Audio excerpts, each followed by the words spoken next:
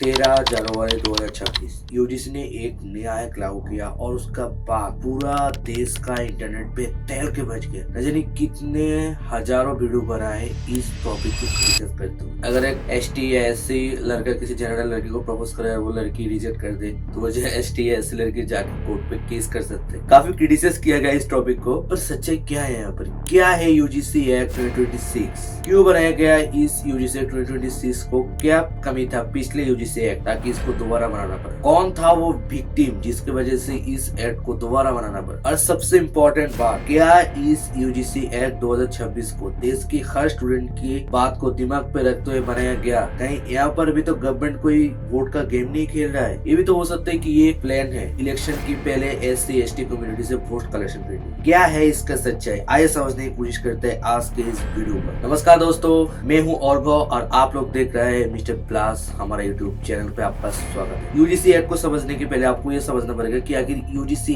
है क्या, ये क्या काम करता है। यूजीसी का मतलब होता है यूनिवर्सिटी ग्रांट कमीशन। ये गवर्नमेंट अथॉरिटी है जो हमारा देश का हायर एजुकेशन को देखभाल करता है। थिंक ऑफ लाइक दिस, जैसे हमारा देश का पुलिस का काम होता है, पुलिस को आखिर देश का नहीं होता है, स्टेट का होता है, खैर छोड़ो, उसका काम होता है हमारा देश का रूल्स एंड रेगुलेशन को देखभाल करना। वैसे यूजीसी का काम होता है हमारा देश के अंदर जितने भी प्राइवेट कॉलेज और सरकारी कॉलेज है उसको देखभाल करना। एक बात याद पे रखना, यूजीसी का काम होता है सिर्फ यूनिवर्सिटी को देखभाल करना, ना कि स्कूल को देखभाल करना। स्कूल के लिए बोर्ड होता है। अभी क्या क्या देखभाल करता है, उस देखभाल का लिस्ट पे कौन कौन सी चीज आता है। पहले नंबर पर यह आता है यूनिवर्सिटी और कॉलेज के लिए स्टैंडर्ड सेट करना। नंबर 2 है ये डिसाइड करना कि कौन सा यूनिवर्सिटी लीगल है और कौन सा फेक। नंबर 3 है रूल्स और रेगुलेशन बनाना कि यूनिवर्सिटी क्या क्या करेगी, क्या उसका सिलेबस होगा, एग्जाम कब होगा, असाइनमेंट कब होगा एंड एवरीथिंग। नंबर 5 पर है most important things, ministry of education को एजुकेशन पॉलिसी पर एडवाइस देना। और नंबर 5 पर है गवर्नमेंट से जो फंड आता है वो यूनिवर्सिटी तक पहुंचाने का काम भी यूजीसी करता है। 1 फरवरी 2026 को हमारा देश का बजट पेश हुआ है। तो अगर आप इस टॉपिक के ऊपर एक डेडिकेटेड वीडियो चाहते हैं तो please tell me in the comment section.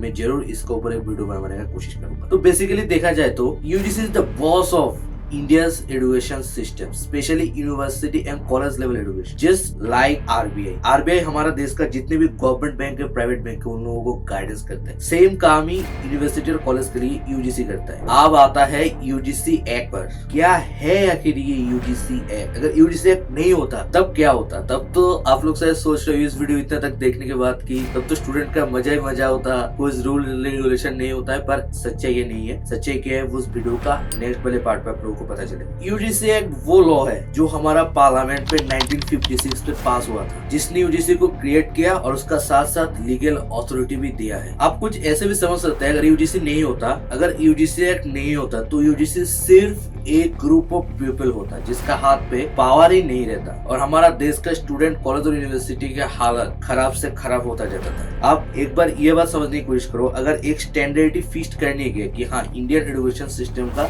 Standard ये है, तब तो हमारा देश का एजुकेशन सिस्टम ही क्रैश कर जाता। तो यूजीसी एक्ट हमारा देश का कॉलेज यूनिवर्सिटी और उसका साथ साथ कॉलेज यूनिवर्सिटी का मेन चीज उसका स्टूडेंट के लिए भी काफी इंपॉर्टेंट चीज है। पर आखिर 2026 का यूजीसी एक्ट पे लिखा गया क्या है? क्या सच में इसको जनरल स्टूडेंट को प्रोटेक्शन देता है? उस बारे में तो मैं डिटेल में बात करूंगा। पहले इस बात को समझना पड़ेगा कि क्या क्या गलती था 2012 मतलब 2026 का पहले वाला यूजीसी एक्ट में, ताकि इसको दोबारा बनाना पड़े। इसका पीछे का कहानी जानने के लिए आपको 2 नाम याद रखना पड़ेगा। ये 2 ही वो विक्टिम है जिसके वजह से यूजीसी एक्ट 2026 बनाना पड़ा। ये 2 विक्टिम, सबसे पहले रोहित वेमुला 26 साल का एक लड़का, यूनिवर्सिटी ऑफ हैदराबाद का स्टूडेंट, एंड नंबर 2 डॉक्टर प्रिया टेडवी। ये 2 केस हमारा देश का स्टूडेंट सिस्टम को हिला कर। क्या हुआ है इस 2 विक्टिम के साथ, आइए थोड़ा समझते हैं। रोहित वेमुला एक 26 साल का PhD स्टूडेंट था यूनिवर्सिटी ऑफ हैदराबाद का। ब्रिलियंट स्टूडेंट था, वोकल था अपने राइट्स के लिए और उसका साथ साथ वो अम्बेडकर स्टूडेंट एसोसिएशन का पार्ट भी था। स्टूडेंट पॉलिटिक्स की वजह से कुछ डिस्पस्ट हुई, उसका स्टाइपेंड बंद कर दिया, उसको कैंपस होस्टिंग से निकाल दिया। उसका हालत ऐसा ही खराब हो गया कि उसको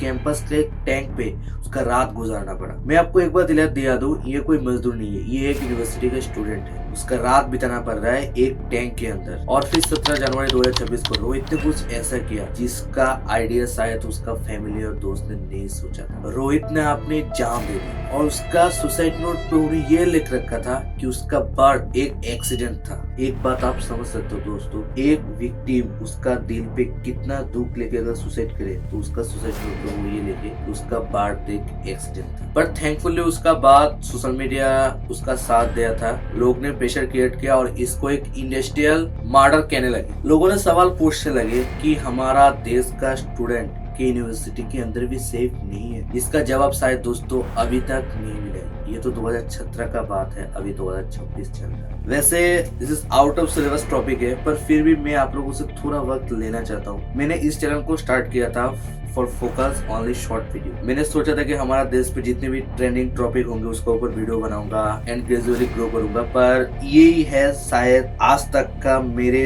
द्वारा लिए गए सबसे गलत डिसीजन में से वन ऑफ द बिगेस्ट, क्योंकि शॉर्ट वीडियो में से हमारा देश पे इतना ही हालत खराब है कि मैं शॉर्ट वीडियो बनाते बनाते मेरे अकेला इंसान के द्वारा नहीं हो रहा है। Scripting, research, shooting and editing सब कुछ मेरे इंसान के द्वारा नहीं हो रहा है। और टॉपिक भी इतना है कि मैंने पहले सोचा था कि हफ्ता में 7 दिन है, 7 दिन में से मैं 3 दिन वीडियो अपलोड करूंगा, पर वो 3 दिन भी मैं सिर्फ टॉपिक ढूंढने में चला जाता है, क्योंकि इतना सारा टॉपिक है मैं खुद भी कंफ्यूज हो जा रहा हूँ कि मैं किसको ज्यादा प्रायोरिटी दूं और किसको कम प्रायोरिटी दूं। तो बेसिकली मैं ये कहना चाहता हूँ कि मेरा चैनल पे इतना वीडियो बनवाना मैं अकेला इंसान के द्वारा पॉसिबल नहीं हो रहा है। That the reason I gradually move to long one. अभी से हमारे चैनल पे आप लोगों को लॉन्ग फॉर्म कंटेंट ज्यादा देखने के लिए मिलेगा कंपैरिजन टू शॉर्ट कंटेंट। तो ये था कुछ जरूरी इन्फॉर्मेशन आप लोगों के बारे में, क्योंकि मैं नहीं चाहता था कि जो शॉर्ट फॉर्म कंटेंट का ऑडियंस और लॉन्ग फॉर्म कंटेंट का ऑडियंस पे काफी ज्यादा अंतर होता है, तो मैं क्लियर कर देना चाहता हूँ ये बात। ठीक है, और भी एक बात है जो कि मैं मेरा नेक्स्ट लॉन्ग फॉर्म वीडियो के अंदर बताऊंगा आप लोगों को। अगर आप लोग चाहते हो तो भी मैं ये करूंगा, अगर नहीं चाहते हो तो नहीं करूंगा। अच्छा, तो अभी हम फिर से हमारा कहानी पे लौटते हैं। वो है कि हमारा सेकंड विक्टिम का होता है। तो हमारा सेकंड विक्टिम का नाम है डॉक्टर पायल टेडवी। डॉक्टर पायल सलेम टेडवी 26 साल का एक डॉक्टर था। वो एक एसटी कम्युनिटी से था और अपने गांव का पहले डॉक्टर था। अब एक बार इमेजिन करो दोस्तों, ये कितना प्राउड की बात है एक गांव के लिए जिस गांव से पहले डॉक्टर बनने वाली थी या बन गई थी डॉक्टर। पर हॉस्पिटल पे क्या हुआ, 3 सीनियर डॉक्टर ने उसको रेगुलरली एब्यूज और हैरेस किया। उसका कास्ट लेके उसको हैरेस किया गया और उसका साथ ह्यूमिलिएशन बिहेवियर किया गया। उसके बाद जो होना था वही हुआ।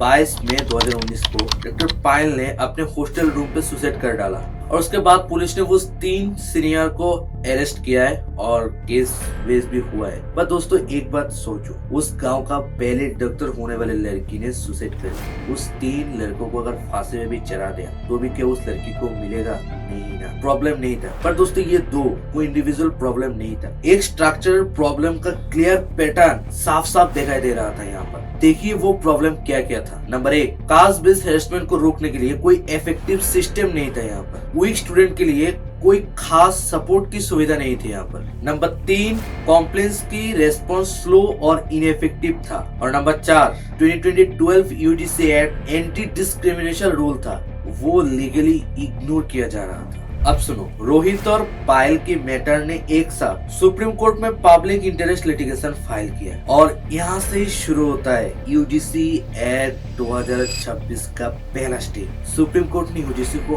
ऑर्डर दिया नया स्ट्रॉन्गर रेगुलेशन बनाओ और यूजीसी ने उसका काम शुरू कर दिया। सुप्रीम कोर्ट में ऑर्डर पे ये बोला कि कुछ गलतियां था जो कि मैंने पहले गलतियां बता चुकी थी 2012 में, उसको सुधारो और एक नया यूजीसी एक्ट बनाओ जो हमारा देश का यंग जनरेशन को प्रोटेक्शन दे सके। और फाइनली 2026 में वो यूजीसी का काम कंप्लीट हो गया है और बन गया यूजीसी एक्ट 2026। कुछ लोग ये बोल रहा है रील पे ट्रेंड करते हुए कि एसटी एसटी को जितना गाली देना है अभी दे दो, जब कानून लागू हो जाएगा तब तो हम गाली नहीं दे सकते। हाँ, ये बात सच है या गलत है वो मैं वीडियो का नेक्स्ट पार्ट पे बताऊंगा। दोस्तों हो सकता है कि रोहित और पायल ये 2 केस है जो सुप्रीम कोर्ट में दावा क्रिएट किया और यूजीसी एक्ट 2012 को चेंज करना पड़ा, पर हमारा देश पे ये 2 केस नहीं था। और भी काफी सारे केसेस हुए हैं स्टूडेंट के अगेंस्ट जहाँ पर विक्टिम बने हैं स्टूडेंट। उसमें से 3 केस मैंने रिसर्च और सिलेक्ट किया है, उसमें से 1 केस तो जनवरी 2026 में भी हुआ है। वो 3 केस अगर मैं डिटेल में इस वीडियो में बताने जाऊँ तो वीडियो का ड्यूरेशन काफी ज्यादा लंबा हो जाएगा। तो मैंने उस वीडियो का रिसर्च पेपर का लिंक इस वीडियो का डिस्क्रिप्शन बॉक्स पे दे रखा है, आप लोग एक बार जाके जरूर चेकआउट करें। अभी आते हैं मेन सवाल पे, वो है कि क्या यूजीसी एक्ट 2026 हर स्टूडेंट का बात दिमाग पे रखते हुए बनाया गया? क्या ये गवर्नमेंट का वोट को कलेक्शन करने का कुछ ठीक तो नहीं है? इसका जवाब है सीधा सीधा नहीं। मैं आपको आपको एक्चुअल रेगुलेशन से जो कि अभी तक मिला है उसका लाइन बाय लाइन देखा तो पेज नंबर 9 सेक्शन बी में ये बात क्लियरली लिख रखा है, they shall apply to all higher education institute in India. All means all दोस्त, all university, all college and all deemed university और ऑल स्टेक होल्डर्स के लिए कोई एक्सप्लेन नहीं है। आप देखिए स्टेक होल्डर्स की डेफिनेशन क्या है पेज नंबर 10 पर, students, faculties, member, staffs and member of managing community. मतलब आप एक बार सोचिए इस यूजीसी एक्ट को सिर्फ स्टूडेंट के लिए नहीं, ऑल मेंबर का बात ध्यान पे रखते हुए बनाया गया। General student category protected, OBC student protected, SC student protected, ST student protected, EWS student protected, student with disable protected, faculties of staff protected. मतलब सबको प्रोटेक्शन मिला है यहाँ पर। अभी डिस्क्रिमिनेशन की डेफिनेशन लिख रखा है पेज नंबर 9 पर, एनी अनफेयर, डिफरेंशियल और based treatment on the groups of religion, race, caste, gender, place of birth, disability. यहाँ पर थोड़ा कंफ्यूजन क्रिएट हो रहा है। तो एक जनरल कैटेगरी स्टूडेंट को डिस्क्रिमिनेशन फेस करना पड़े तो रिलीजन का बेस पर, जेंडर का बेस पर, डिसेबिलिटी का बेस पर, रीजन का बेस पर या फिर कास्ट का बेस पर। हाँ, जनरल स्टूडेंट के लिए भी घबराने की कोई बात नहीं है, वो भी प्रोटेक्टेड है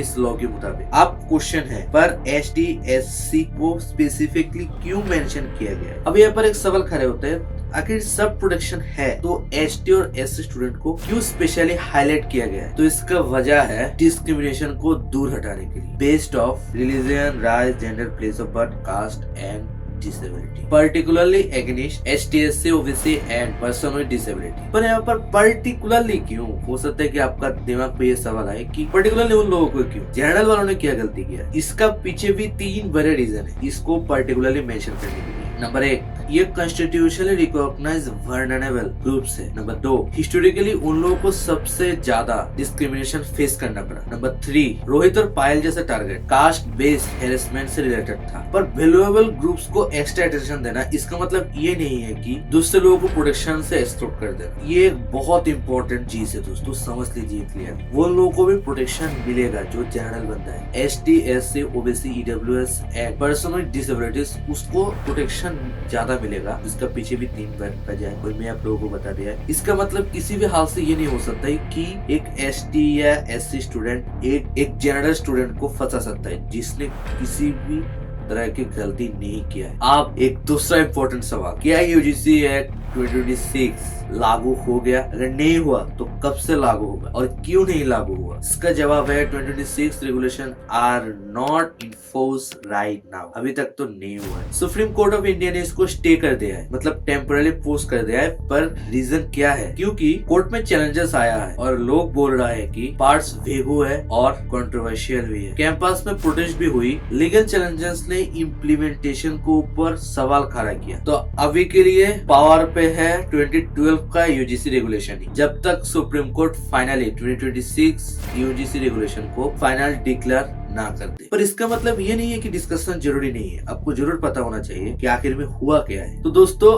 अभी तक वीडियो में आप लोगों को क्या समझने के मिले, इसका एक थोड़ा सा क्लियर समरी देख लेते हैं। नंबर 1, ये रेगुलेशन सिर्फ एससी एसटी स्टूडेंट को प्लेस करने के लिए बनाया गया है। बस सच ये है बिल्कुल गलत। ये एक एंटी डिस्क्रिमिनेशन रेगुलेशन है सबके लिए। नंबर 2, जनरल कैटेगरी स्टूडेंट को एक्सक्लूड कर दिया गया है। पर सच बिल्कुल नहीं, जनरल कैटेगरी स्टूडेंट भी सेम प्रोटेक्टेड है एसटी और एससी स्टूडेंट जैसा। नंबर 4, सिर्फ एक ग्रुप ऑफ स्टूडेंट को लीगल पावर दिया गया। पर सच ये है प्रोटेक्शन सबको ही इक्वली मिला। नंबर 4, जो कि मैंने वीडियो के पहले भी बोला था, अगर एससी बॉय ने प्रपोज किया जनरल गर्ल को, गर्ल ने रिजेक्ट कर दिया तो वो केस कर सकता है। सच कॉम्प्लीटली मिस इन्फॉर्मेशन, कहीं भी इस तरह का कोई भी बात नहीं लिख रखा गया। तो एक्चुअल ट्रूथ आखिर है क्या है यहाँ पर? ये एक एंटी डिस्क्रिमिनेशन रेगुलेशन है, ऑल हायर एजुकेशन इंस्टीट्यूट पर अप्लाई होता है across India. All stakeholder को डिस्क्रिमिनेशन से प्रोटेक्शन देता है। हिस्टोरिकली वैल्यूएबल ग्रुपों को एक्स्ट्रा प्रोटेक्शन और अटेंशन देता है, उनको एक्सक्लूसिव प्रोटेक्शन नहीं देता। ये रेगुलेशन एक एक्सीडेंट से पैदा हुआ था, रोहित वेमुला से और डॉक्टर पायल टेडवी से, और वो काउंटलेस स्टूडेंट से जो साइलेंस में सफर कर रहे हैं। ये ब्रोकन सिस्टम को फिक्स करने की कोशिश है, जहाँ यूनिवर्सिटी अपने स्टूडेंट को प्रोटेक्शन नहीं कर पाता है, जो कि अभी भी कर नहीं पा रहा है। क्योंकि मेरा रिसर्च पेपर में एक केस ऐसा भी है जो जनवरी 2026 पे हुआ। हो सकता है कि 2026 का जो यूजीसी रेगुलेशन है वो लागू होने के बाद कुछ चेंज हो सकता है। गोल बहुत ही सिंपल है इस रेगुलेशन का, कैंपस को सेफर बनाना, फेयर बनाना, एवरीवन के लिए इंक्लूसिव बनाना। वीडियो को खत्म होने से पहले एक बात बोल देना चाहता हूँ, यूजीसी एक्ट का गोल यही है जो कि मैंने इस वीडियो पे आप लोगों को समझने का कोशिश किया। बाकी मैं मिलता हूँ बहुत जल्द आप लोगों के साथ एक नया वीडियो लेके, तब तक सेफ रहना, हेल्दी रहना। Thank you so much for watching दोस्तों, टेक केयर।